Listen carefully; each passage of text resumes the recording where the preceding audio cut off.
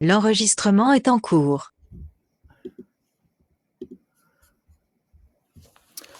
Voilà, donc on va commencer tout de suite. Alors ça va être aussi frustrant pour moi que pour vous, parce que déjà dans le titre, vous voyez qu'il y a Isaac, Jacob et Abraham. Et en fait, je vais vous parler surtout d'Isaac. Et en plus, même pas trop d'Isaac, mais un peu de ce qu'il y avait autour d'Isaac, au temps d'Isaac. Alors attention, fermez bien le micro. Attends, oui, pardon. J'arrive. Arrivez. Alors donc, je disais donc que ça va être frustrant parce que j'ai parlé surtout d'Isaac, et puis j'ai parlé d'une manière un peu, on ne sait pas grand-chose vraiment sur qui était Isaac de Marabeille, donc fils d'Arnaud dont on a parlé la dernière fois. On a juste son contrat de mariage, mais que j'ai pas sous la main. On a son testament, et puis on a des mentions dans des documents officiels, des documents fonciers, etc. Mais on sait qu'il habitait au Borde à une époque assez particulière, et donc c'est ce qu'on va voir maintenant. Alors pour résumer le côté familial, donc il y a 3 générations. On va pas essayer de parler de 3 générations, mais en fait je vais vous en parler surtout d'une, qui est celle d'Isaac. Isaac, donc c'est le fils aîné survivant d'Arnaud Dumas dont on a parlé la dernière fois. Il a eu quelques frères et sœurs, on va voir, et puis il va avoir quelques enfants, et surtout il va avoir 2 filles et 2 fils, et on verra en fin de parcours qu'est-ce qu'il advient de ces 2 filles et de ces 2 fils. Voilà pour les générations et la côté généalogie. Et il vit dans une période un peu troublée, puisque donc son père a vécu l'essentiel, même toutes les guerres de religion. Il est mort a priori vers 1605, puisqu'il fait son testament à Arnaud Dumas en 1605. Isaac, donc, qui se marie en 1620 avec Jeanne Baron, qui a priori est quelqu'un de son milieu, puisqu'on a vu qu'il y avait déjà un capitaine Baron, qu'il y avait déjà une Françoise Baron, à laquelle s'était marié Pierre Dumas, son grand-père. Donc c'est quelqu'un de très proche, forcément d'une famille très proche, et qui déborde, et qui ont des biens, c'est d'ailleurs dans l'est de la commune, dans l'ouest de la commune.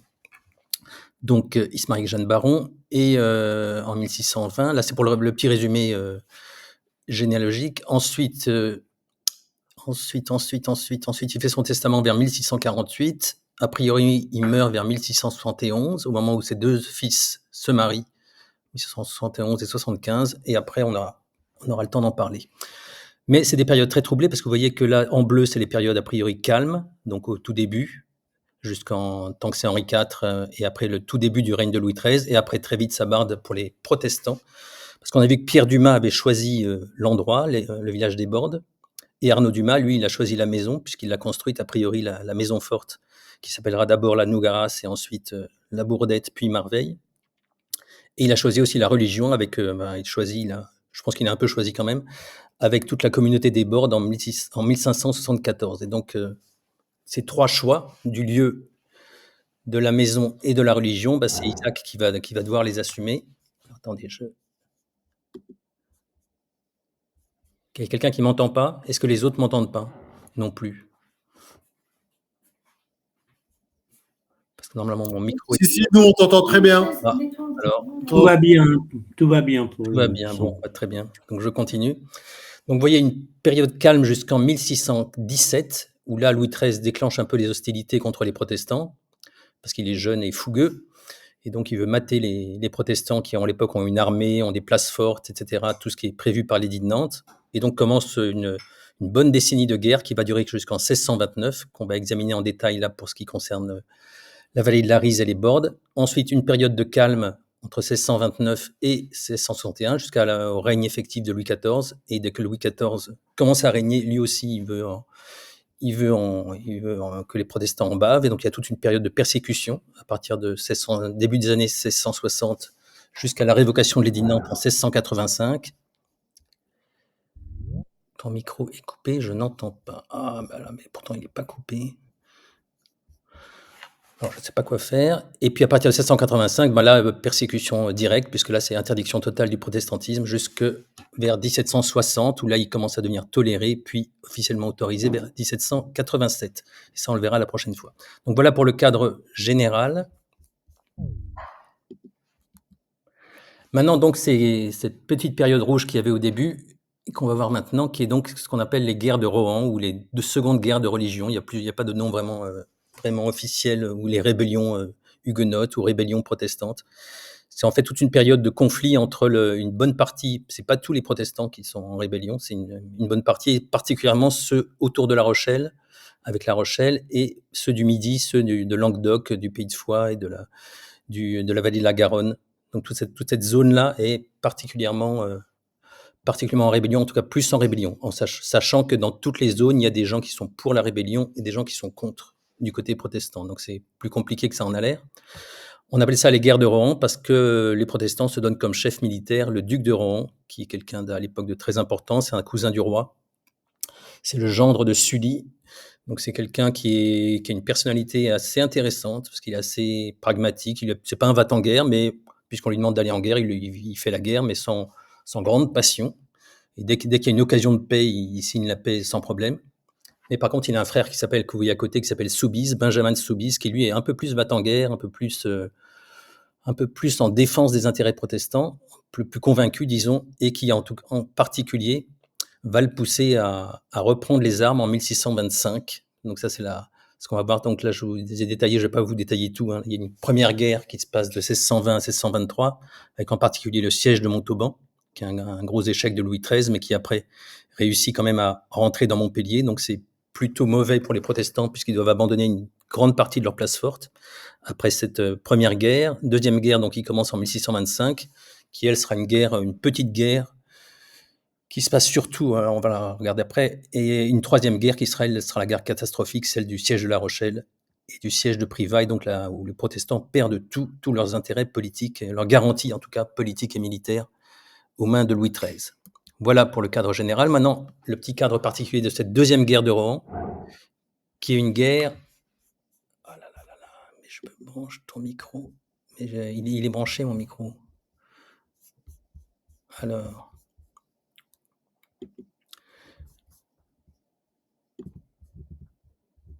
qui est une guerre qui se passe essentiellement sur deux théâtres. Un premier théâtre autour de La Rochelle, où là, c'est plutôt les Rochelais, c'est plutôt maritime, et c'est Benjamin de Soubise, le frère de Rohan, qui mène les opérations. Et puis un deuxième théâtre en Languedoc, autour de Castres, parce que Rohan a sa petite capitale, c'est Castres, et c'est de là qu'il dirige les opérations et qu'il essaye d'embêter un peu et de rallier surtout le maximum de cités protestantes, parce que chaque cité protestante décide si elle fait partie de la rébellion ou pas. On va voir que ça joue un rôle. Et donc, il y a une sorte de guerre, et le roi, pour qu'il n'y ait pas un théâtre majeur, ce qui est majeur pour lui, c'est ce qui se passe du côté de La Rochelle, parce qu'il y a les Anglais qui peuvent aider. Voilà. Et donc, ça commence, le roi envoie le maréchal de Thémines, qui est un vieux militaire, d'ailleurs languedocien, qui est du Quercy. Il envoie début juin 1625 à Toulouse, et avec mission de contrer Rohan, quoi que Rohan fasse. Et Rohan est à Castres, Thémines est à Toulouse, et il joue un peu au chat et à la souris tout l'été 1625. Vous voyez, je vous ai mis les principaux combats qu'il y a pendant cet été 1625. Et puis tout à coup, en août 1625, après quelques batailles sans vraiment que ni l'un ni l'autre ne prennent vraiment l'avantage entre Rohan et Thémines, tout à coup, le maréchal de Thémines décide d'aller dans le comté de Foix. On ne sait pas trop pourquoi. En tout cas, fin août, il arrive dans le comté de Foix. Il arrive à Calmont, qui est une petite ville au nord du comté de Foix, qui prend feu. Et après, tout à coup, il décide d'aller vers la vallée de la Rise. Donc, c'est ce que je vous ai mis à droite, le petit théâtre de cette... Donc, alors, c'est pas une énorme armée. Hein, c'est pas la... Il faut savoir, quand Louis XIII va mettre le siège devant Montauban, il a quasiment à peu près 20 000 hommes, ce qui à l'époque est énorme. Et là, Thémines, il a au maximum, d'après les estimations les plus sages, environ 7 000 hommes. Mais c'est quand même une grosse armée pour une petite contrée comme la vallée de la Rise, qui arrive.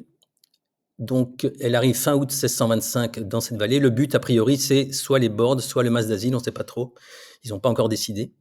Il y a d'abord un petit combat héroïque qui se passe à Jambounette, qui est une petite ferme près du Carlat, où là, il y a quelques soldats protestants qui résistent jusqu'à la mort face à une partie de l'armée catholique, l'armée royale, pardon, et ce qui deviendra un récit un peu iconique, un récit un peu légendaire, parce que c'est aussitôt quelques hommes réussissent à s'échapper et retransmettent ce qui s'est passé, et ça sera retransmis par les autres. Et puis, aussitôt après, donc ça c'est a priori vers le 31 août, entre le 31 août et le 1er septembre, il arrive sur les bords. En fait, il passe par Campagne, qui est le village à côté. Et puis, il y a un premier gros combat qui se passe au Bourretz. Alors là, je vais passer à côté. Voilà, une seconde. Non, c'est pas ça.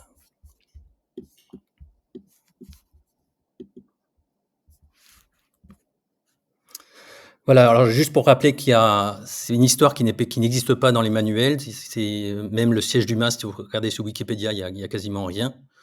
Quand j'ai posé la question à ChatGPT, ChatGPT m'a répondu que le siège du MAS, c'est l'armée royale qui l'avait remporté, qui avait pris le MAS d'asile, ce qui est faux, comme souvent sur ChatGPT. Et donc, on n'a pas vraiment d'histoire officielle. Il y a juste une série d'historiens, de témoignages, manuscrits ou imprimés, qui ont été faits sur cette campagne et qui permettent de retracer un peu ce qui s'est passé.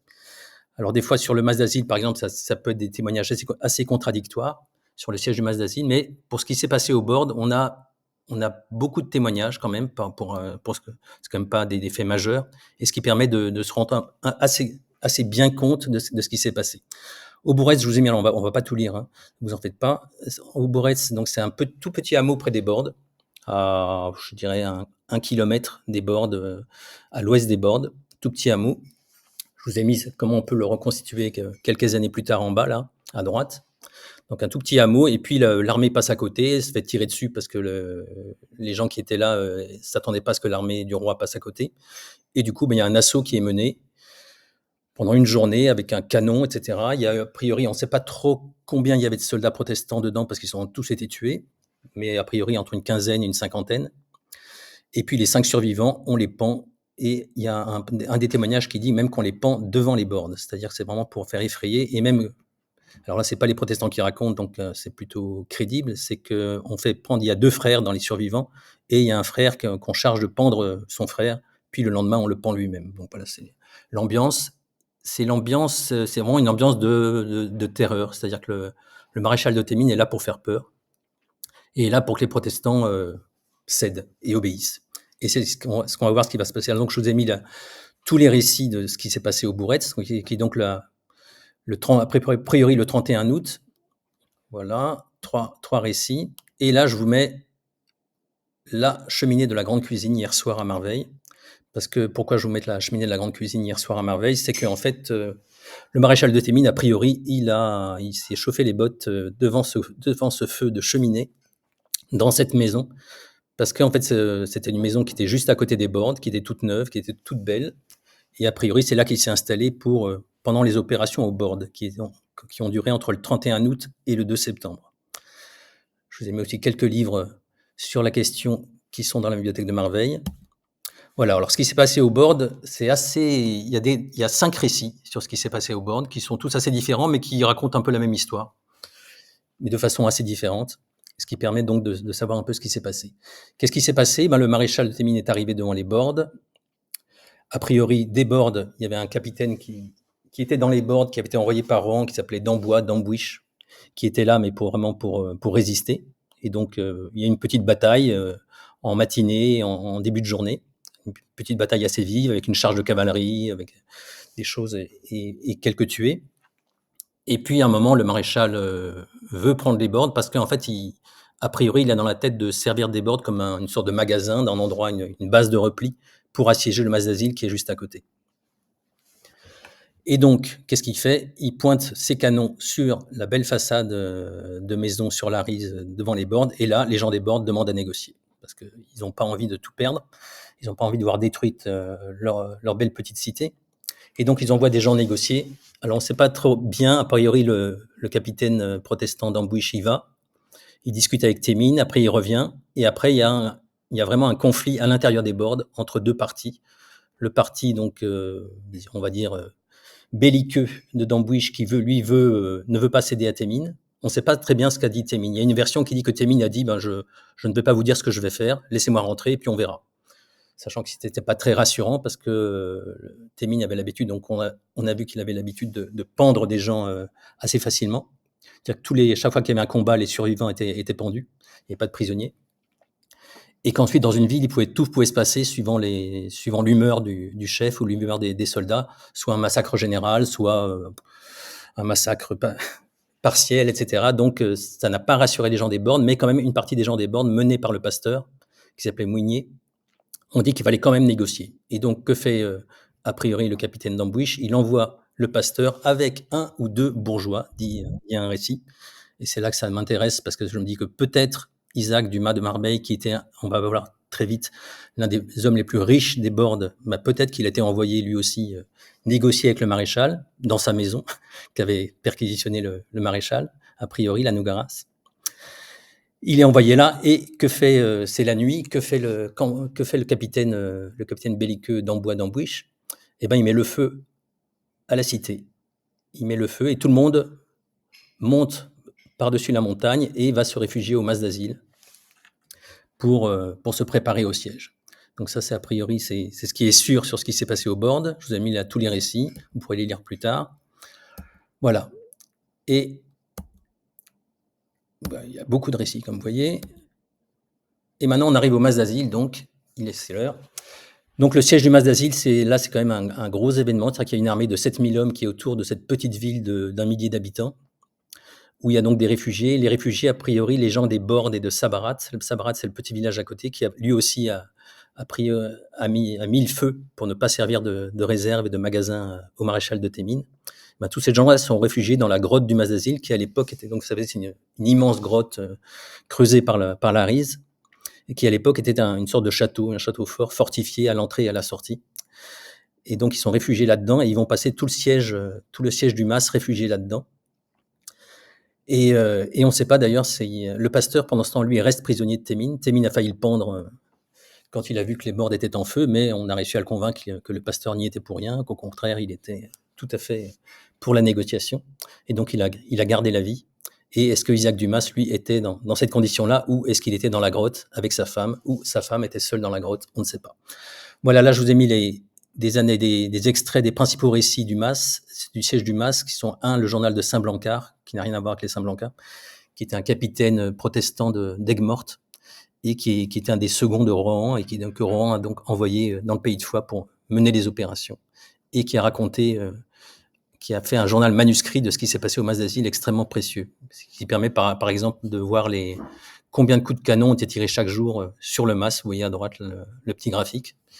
Vous voyez que c'était un moment, le maréchal a manqué de boulets de canon, et puis à la fin, il s'est déchaîné. Donc il y a eu un assaut final le 12 octobre, et un assaut qui a été complètement raté. Enfin, il y a eu énormément de morts. C'est-à-dire qu'il y a eu, a priori, on estime de diverses sources qu'il y a eu au moins de 400 à 800 tués côté de l'armée royale, ce qui est énorme pour une armée de 7000 soldats. Et côté mas d'asile, côté protestant, il y aurait eu 80 à 100 tués. À peu près. Donc, vous voyez que c'est pas des petites opérations. En tout cas, l'armée royale renonce, parce qu'il commence à pleuvoir beaucoup, la Rise commence à monter, ça devient trop compliqué, et donc le maréchal de Thémines fiche le camp, et les protestants sont tranquilles pour l'instant. Je vous ai mis juste un petit extrait il n'y a pas que Saint-Blancard qui a raconté l'histoire du mas, il y a aussi François Duchou, ou Dusson, qui était un capitaine, qui était un capitaine du mas d'asile, dont l'histoire est très intéressante, parce que lui, il a vraiment hésité à rentrer en rébellion. Il était plutôt tout à fait hostile à la rébellion, mais comme on attaquait le mas où était sa femme, et ben il a pas hésité, il y est allé.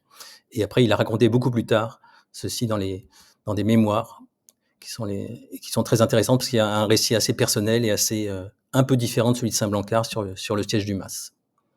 Je vous cite juste un extrait de Ruhlmann, qui est lui un autre protestant qui a raconté aussi ces événements-là.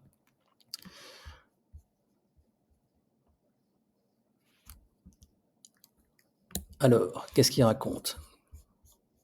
2 jours après ce piteux assaut, pendant qu'on travaillait encore à désengager le canon, ceux de la ville sortaient de l'autre côté pour s'égailler dans la plaine à la vue de toute l'armée.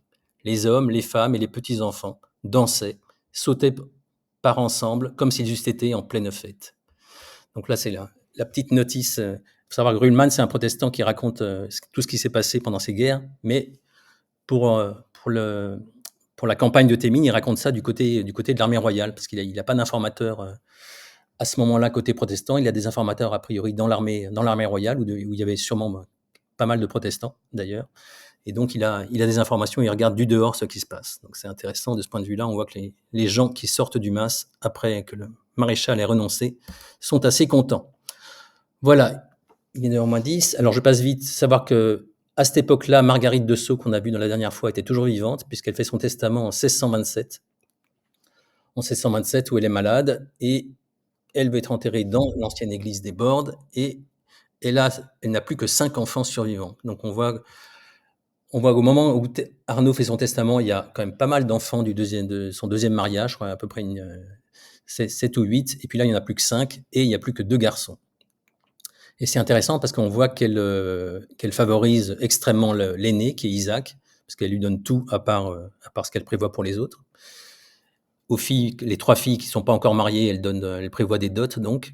Et donc Isaac, mais son frère Abraham, lui, il n'a pas grand-chose, il a quasiment rien même, mais si jamais son frère Isaac meurt sans descendance, alors c'est lui qui aura tout. Donc c'est intéressant parce que quand même Isaac s'est marié en 1620 avec Jeanne Baron, et en 1627, a priori, il n'a toujours pas d'enfants vivants. Il y en a peut-être qui sont morts, vu que les temps sont durs, ça pue, et on verra que le premier enfant qui survivra, son aîné qui survivra et qu'on connaît, c'est Jacob, et lui, il est né en 1634. Donc, ils ont mis un certain temps à avoir des enfants qui ont survécu. Alors maintenant, on va presque finir avec un peu une vue sur le milieu où vivait Isaac, qui est un peu donc le village des Bordes et ce qui est autour des Bordes. Et ça, on peut le voir grâce à un gros livre qu'on avait préparé les 400 ans avec Agnès. On avait été aux archives de Foix, et là, j'avais vu dans les étagères un espèce d'énorme bouquin complètement retourné avec une reliure en paume, enfin un bouquin magnifique, mais assez difficile à manier. Et donc j'avais demandé, et on m'avait dit c'est le cadastre des Bordes en 1647. Et là, il y avait tout marqué, c'est-à-dire que chaque champ, chaque bout de maison, etc., était marqué avec à qui ça appartenait et quel était son propriétaire. Un cadastre à l'époque, c'était vraiment quelque chose de fiscal, c'est-à-dire que c'était fait pour répartir l'impôt au niveau d'une communauté. C'est-à-dire qu'à l'époque, le roi ou les États de foi, quand ils demandaient un impôt à une communauté, ils ne faisaient pas le détail, ils disaient voilà, nous, pour les Bordes, ça sera tant, ça sera 450 livres cette année. Et après, c'était aux gens de se débrouiller pour répartir ça entre eux. Et ça fonctionnait quand même de manière vaguement démocratique, puisque c'était les gens qui décidaient. Vous savez, à l'époque, dans tout le Midi, en tout cas, et dans beaucoup d'autres endroits, ça fonctionnait avec des élections annuelles et de 3 niveaux de décision. C'est-à-dire qu'il y avait 4 consuls à la tête du village, mais pour un an seulement. En dessous, il y avait ce qu'on appelait un conseil politique, qui était en gros les gens assez riches et qui se cooptaient eux-mêmes, et parmi lesquels étaient choisis les consuls. Et puis en dessous, il y avait encore l'assemblée du village, qui se réunissait une fois par an pour les grandes décisions ou pour choisir les gens qui faisaient partie du conseil politique. Donc il y a 3 niveaux, et c'est à ce niveau-là, a priori, qu'on décidait les estimations, c'est-à-dire que si on a une terre dans tel endroit, ça vaut tant, et ça permet de savoir combien chacun paiera de la part d'impôt de chacun. C'est-à-dire que tout ça permettait d'aboutir à un pourcentage de chacun sur les impôts. Là, je vous ai mis un petit dessin que j'avais mis en couverture, un petit dessin mystérieux qui est dans le cadastre, que j'ai recopié du cadastre, et qui montre a priori ces deux sortes de mousquetaires ou soldats de l'époque. Alors, qu'est-ce qu'ils ont entre les deux? Est-ce que c'est un canon? Est-ce que c'est un cadavre? Je ne sais pas. C'est assez mystérieux. Et c'est signé Dupias. Et c'est intéressant parce que Dupias, c'est le beau-père un des fils d'Isaac, Jacob, son aîné, épousera Rachel Dupias. Donc, a priori, c'est son père qui a fait ce beau dessin, qui devait être le fruit de son expérience en 1625. Alors, ce cadastre, il montre déjà la répartition de la richesse. Alors, c'est que la richesse foncière, mais à l'époque, la richesse foncière, c'est essentiel, parce que c'est le compte en banque, c'est ce qu'on peut acheter et vendre le plus facilement. Et donc, on voit que la moitié de la richesse est dans les gens qui habitent au village. Et que les hameaux, il y a quand même pas mal de hameaux aux Bordes, qui sont tous un peu à l'ouest, mais ils n'ont pas grand-chose de la richesse. Mais par contre, ils ont un peu plus de monde, parce qu'on voit dans le nombre de propriétaires, les pourcentages sont plus importants. Sur la structure sociale, justement, et la richesse, on voit que notre Isaac Dumas de Marabeil, il se place bien, puisqu'il est le deuxième, quasiment ex aequo avec le François Duchou d'Usson, qu'on a vu tout à l'heure, qui a participé, qui est un des capitaines du siège du Mas, qui a lui 7% de la richesse, mais 7% avec un seul domaine, qui est le domaine de La Bourdette, où habite aujourd'hui notre oncle Gilles. Donc ça, c'est un domaine qui fait 7% de la richesse de la commune, de la communauté. Et Isaac Dumas de Marabeil, lui, qui n'a pas un si beau domaine, mais qui a des biens un peu partout, mais quand même assez groupés, il en a aussi, lui, quasiment 7%.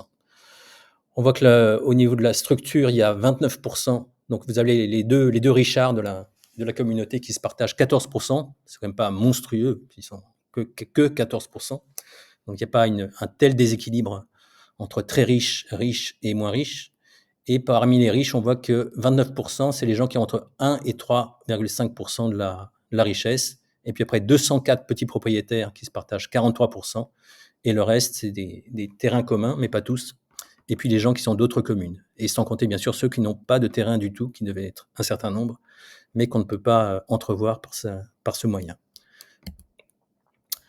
Les noms de famille, on voit qu'à l'époque, il y a déjà les Dumas. Donc les Dumas, a priori, sont arrivés avec Pierre Dumas, donc au début du XVIe siècle. Et ils sont déjà la deuxième famille, en tout cas le deuxième nom de famille le plus répandu au Borde.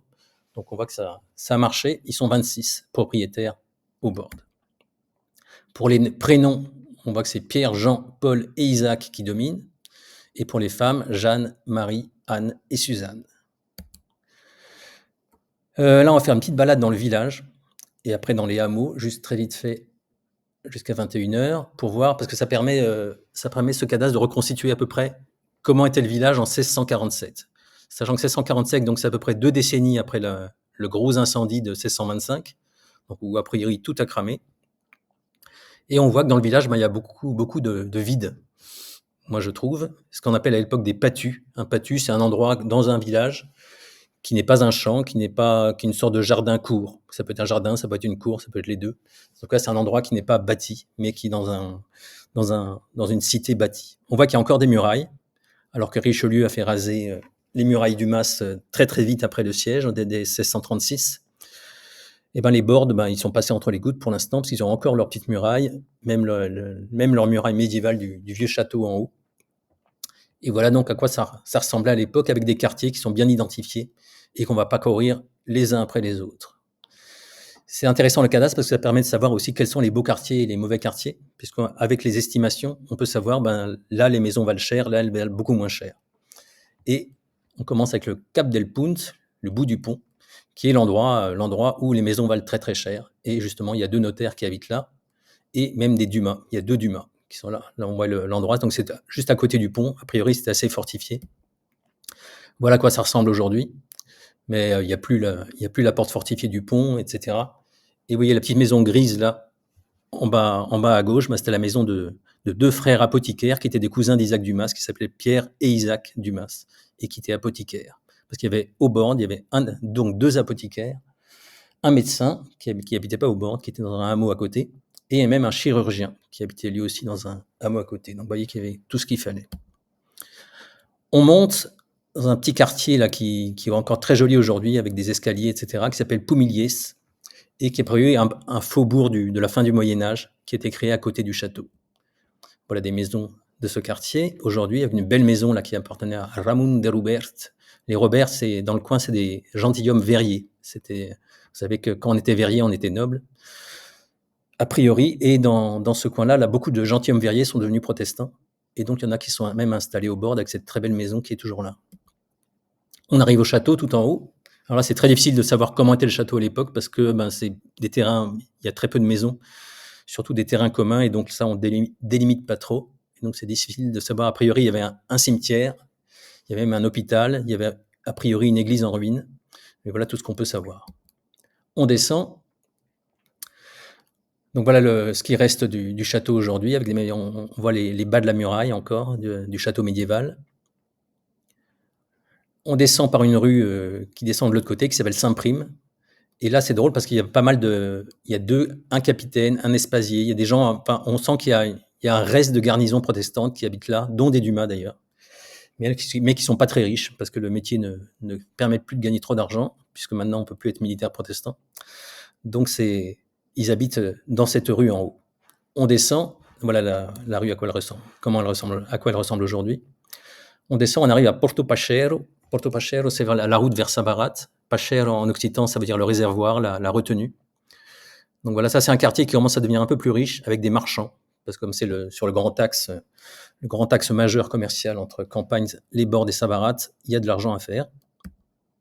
Voilà à quoi ça ressemble aujourd'hui. Et ah oui, en haut à droite, l'endroit où était le temple des Bordes, qui était ici, maintenant c'est un parking. Vous voyez. On descend par la rue droite, la Carrero Dreito, alors là qui est une rue assez chère aussi, où il y a pas mal de gens riches. Voilà par exemple à droite, vous avez à l'époque la plus grande maison du village, la plus belle, qui maintenant est tout à fait en ruine, comme vous voyez, et qui était la maison du notaire d'Anglade. Anglade.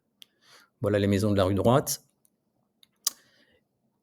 La place, c'est là, a priori, qu'il y avait le marché. Une petite place, là aussi, terrain assez cher. Et puis, on arrive au Barry, qui est donc tout le quartier le long de la Rise, qui maintenant fait un peu la célébrité du village, puisque c'est là qu'il y a les maisons au bord de la Rise, et qui, à l'époque, est un quartier assez mixte, mais avec pas mal d'artisans, pas mal de gens des gens pauvres, des gens riches. C'est un quartier assez varié. Voilà les maisons. Et même le curé qui habite là, qui est arrivé dans les années 1630. Ça, c'est sa maison au milieu. Voilà. Des restes, et puis il y a même des endroits extrêmement denses. Là, à droite, c'est un pâté de maison où il y a, je sais pas, mais il y a moins 37 propriétés dans ce pâté de maison. Donc ils habitent les uns sur les autres et ils sont pas très riches. Et là, une belle maison de notaire au milieu. Voilà. Et puis donc la façade sur la Rise, fameuse, donc que les habitants du bord ne voulaient surtout pas qu'on canonne. Voilà donc le village dans l'ensemble. Et les petits hameaux à côté, je passe très très vite. Rebayou, où il y a quelques dumas à l'époque. Donc il est aussi à côté, presque au bord de la Rise. Les Bourrettes, donc, il a beaucoup souffert, il ne reste pas grand-chose 20 ans plus tard. Il y a quelques maisons encore, mais ça va se repeupler après. La Grémounal, qui est un petit hameau très, très groupé. C'est là qu'on voit qu'il y a des statuts différents suivant les hameaux. Chaque hameau a un peu son système. Donc c'est intéressant, là c'est hyper dense. Il y a des champs tout autour, mais eux, ils sont groupés comme des fous, les uns sur les autres, sur un petit pâté de maison, parce qu'ils ne devaient pas avoir le droit de construire à côté. Et puis un petit hameau qui s'appelle La Peyrère et un autre qui s'appelle Les Manses. Voilà. Alors, qu'est-ce qu'on peut savoir pour finir sur Isaac et Jeanne à propos de ce cadastre? On peut voir déjà qu'ils ont des propriétés assez groupées. C'est-à-dire qu'il y a en gros 5 ensembles de propriétés, dont 3 qui sont assez proches les unes des autres. Le premier, donc, c'est la Nougaras, je vous mets le numéro 1, où ils habitent.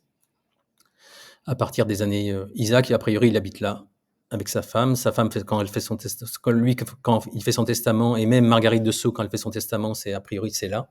Ils n'habitent plus au bord. Et Isaac, il n'a plus qu'un petit patu, un petit jardin. Il n'a plus de maison au bord. Le deuxième ensemble, c'est Marabeille, aujourd'hui Marabeille d'en haut. Donc un peu les numéros 2, un peu un terrain mixte. Nougaras, c'est plutôt des champs. Marabeille, c'est plutôt des bois, des champs, des prés, mais assez variés. Troisième domaine, c'est montagne, tout à fait de l'autre côté. Ça vient peut-être de Jeanne Baron, parce que les barons ont des terrains par là, ont des terres par là. Donc peut-être qu'elle a amené ça, qui est une ferme qui existe toujours aujourd'hui, qui s'appelle Montagne. Et puis, dernier ensemble, Rapassac, qui est le numéro 4, là, dans la plaine, le long de la Rise vers Sabarat. Alors là, c'est des très très bonnes terres, et où Isaac Dumas a déjà pas mal de champs. Et puis, ses descendants finiront par tout posséder. Et puis, il reste des petites choses quand même rive gauche, qui sont donc un champ, et puis des petites choses, mais pas grand-chose. Voilà donc on voit bien que tout est groupé quand même à portée de charrette de la Nougaras. Donc c'est assez cohérent, à part Montagne qui est assez excentré. Donc ils ont 3 maisons. Là, je vous ai mis ce qui reste des 3 maisons. Donc la Nougaras, ils appelaient ça une maison, sol, jardin et terre labourable, lieu dit à la Nougaras, avec les confrontants, etc. Une deuxième maison, Marabeille, aujourd'hui Marabeille d'en haut. Et puis une troisième maison, Montagne, qui est donc près de Campagne. Pour le coin de la Nougaras, voilà, en gros, alors c'est vraiment une carte très très mal faite, mais c'est pour vous montrer à peu près on voit le village en rouge en bas, et puis en bleu, a priori, les terres que possédait Isaac, donc déjà autour de la Nougaras. Après le champ à droite, le champ à Rapassac, en haut, Marabeille d'en haut, et puis je vous ai mis en vert le domaine de François Duchou du Son, donc de la Bourdette, qui est un grand domaine. Et puis je vous ai mis aussi les pigeonniers, parce que ça a son importance à l'époque. Un pigeonnier qu'on appelle ou couloumé ou paloumé en occitan, c'est un signe que la terre est noble. Et je vous l'ai peut-être déjà dit une fois d'avant, mais là, dans le midi de la France, c'est pas pour les impôts, c'est pas la personne qui est noble, c'est la terre ou le bien. Et donc, suivant que le bien est noble ou pas, qu'on soit noble ou pas, ben on paiera des impôts si la terre est pas noble, et on n'en paiera pas si elle est noble. Et donc là, on a trois. Alors, il y en a deux qui existent toujours, enfin qui existent. Celui de Maraveille d'en haut, il est tombé, mais il est en pièces détachées, mais il est toujours là. Donc, a priori, Maraveille d'en haut, Maraveille était une terre noble. Il y a celui de la Bourdette, où habite tante Valentine à Berstock depuis un certain temps, qu'elle a remonté avec son mari Roger. Et donc, qui est tout près de la Bourdette. Donc, ça aussi, il y a même une date dessus, je ne sais plus laquelle, mais c'est pas loin, c'est vers 1647 par là. Donc, un pigeonnier qui signe de terre noble. Et puis, même le champ en face de la Nougaras, vous voyez que je vous ai mis le 2 là, il s'appelait Le Paloumet. Et a priori, c'est vers l'endroit où il y a la serre aujourd'hui, où habite notre ami Olivier Abel. Et donc, a priori, par là, je pense qu'il y avait aussi un petit pigeonnier, ce qui voulait dire que il y avait un petit coin de terre noble, et c'est peut-être pour ça aussi que Arnaud Dumas a mis sa maison forte par là. Et puis vous voyez qu'il y a quand même, il y a le 10 là, il y a un grand champ qui est juste à côté de la Nougaras, et qui n'est pas commode sans doute pour Isaac, et qui appartient à Pierre Mance de Beausoleil, qui est quelqu'un qui habite à Beausoleil. Beausoleil, c'est un nom qui a disparu, mais aujourd'hui c'est une ferme qui s'appelle Mouriscou, dont vous avez peut-être entendu parler récemment, puisque c'est là qu'un grand troupeau de vaches a dû se faire tuer à cause de la maladie, et qu'il y a eu quelques émotions tout autour. Voilà, avant c'était Beausoleil. Les Dumas, justement, donc on a vu avec les noms de famille qu'ils étaient devenus assez nombreux, et là j'ai essayé de les placer au board. C'est toujours intéressant de faire ce genre de recherche, de voir où sont les gens, où ils habitent, et en sachant combien valent les terrains. Et on voit que les Dumas, ils sont dans les coins où ça coûte un peu cher quand même, à part ceux qui sont militaires, qui sont près du château. Mais tous les autres, ils sont dans des coins où ça coûte assez cher. Donc, ils ont plutôt bien réussi. Et pour finir, donc, le testament d'Isaac. Alors, c'est un testament assez... Il faudrait vraiment l'étudier et le comparer à d'autres, parce qu'il est assez... Moi, je le trouve assez spécial. Parce que déjà, il le fait en 1648, donc au moment où on fait le cadastre. Pourquoi, je ne sais pas. A priori, il ne dit pas qu'il est malade. Il dit pas, vous voyez, il dit ce aujourd'hui, 8e juin 1648, de matin, je, Isaac Dumas de Marbeil, déborde, considérant qu'il n'y a rien de plus certain que la mort, ni de plus incertain que l'heure d'Issel, ai voulu faire mon testament holographe, afin qu'après mon décès, il n'y ait procès ni débat entre mes enfants. Et étant dans ma chambre de ma maison, bien voyant, oyant, parlant, intelligent. Alors, ça ne veut pas dire qu'il pense qu'il est intelligent, ça veut dire qu'il pense qu'il sait discerner les choses. Et en mon bon sens et parfaite mémoire, je me serais mis à genoux et commencé mon dit testament par l'invocation du saint nom de Dieu. Notre aide soit au nom de Dieu qui a fait le ciel et la terre. Amen. C'est un bon protestant. Et d'ailleurs, il le dit un peu après, c'est-à-dire qu'il dit qu'il veut être enterré au cimetière Saint-Jacques, qui est le cimetière à l'époque du village dans le château, mais qui veut que ça soit dans la sépulture de mes prédécesseurs, il dit. Donc, a priori, il y avait une sorte de caveau dans ce cimetière, d'endroit en tout cas réservé aux Dumas, en la forme de la religion prétendue réformée. Alors, c'est pas lui qui a mis religion prétendue réformée, c'est les notaires étaient obligés, quand ils parlaient des protestants, de mettre religion prétendue réformée, de laquelle j'ai fait profession et veux mourir en Issel. Et alors, ce qui est étonnant, c'est parce que c'est la première fois qu'on voit ça dans un testament, dans la série des testaments, c'est qu'il se soucie beaucoup de sa femme. Enfin, déjà, si on avait déjà vu que Pierre était très généreux avec sa femme, et là, alors lui, il prévoit toute une pension pour si jamais, parce qu'à l'époque, ses enfants sont un peu jeunes. On est en 1748, a priori, son aîné, il a que 14 ans, donc il ne sait pas trop comment ça peut tourner, donc il prend des précautions. Et il lègue à sa femme, donc la moitié de sa maison, où j'habite, dite La Bourdette. Alors ça y est, elle a déjà changé de nom. Vous voyez, dans le cadastre, il a dit que c'était la Nougaras, mais là, dans son testament, un an après, il dit que c'est la Bourdette. Pourquoi pas? Ça veut dire que le nom n'est pas fixé, en fait. Il dit, c'est ma maison, quoi.